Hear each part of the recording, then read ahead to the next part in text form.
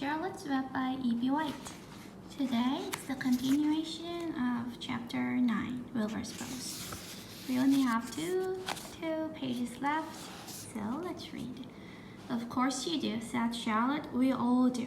The goose appeared, followed by her 7 goslings. They thrust their little necks out and kept up a musical whistling, like a tiny troop of pipers. Wilbur listened to the sound with love in his heart. Charlotte, he said. Yes, said the spider. Were you serious when you promised you would keep them from killing me?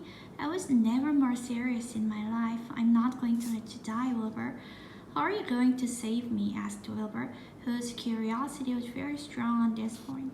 Well, said Charlotte vaguely, I don't really know, but I'm working on a plan. That's wonderful, said Wilbur. How is the plan coming, Charlotte? Have you got very far with it? Is it coming along pretty well?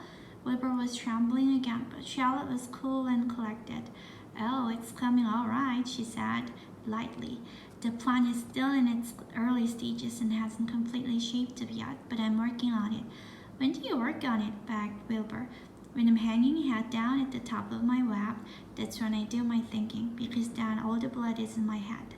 I'd be only too glad to help in any way I can.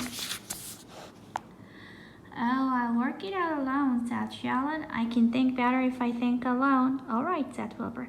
But don't fail to let me know if there's anything I can do to help, no matter how slight. Well, replied Charlotte, you must try to build yourself up. I want you to get plenty of sleep and stop worrying. Never hurry and never worry.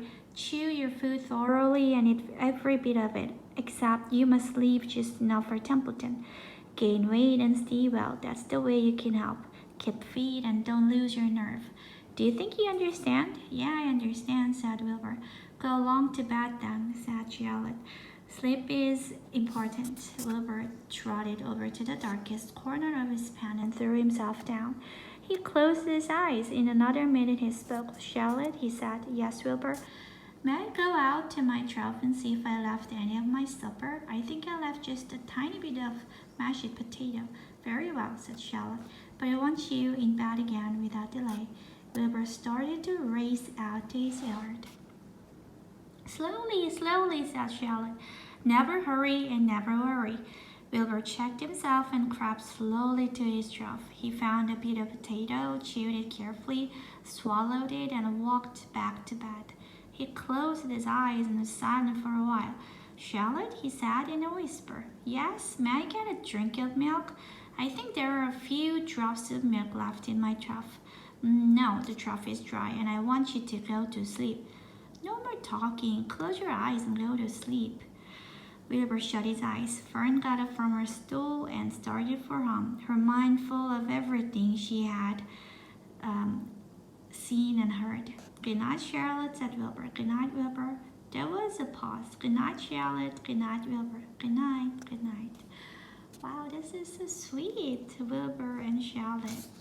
And it seems like 3 pages were left, not 2 pages. Okay, we will continue with chapter 10 on explosion tomorrow. Thank you.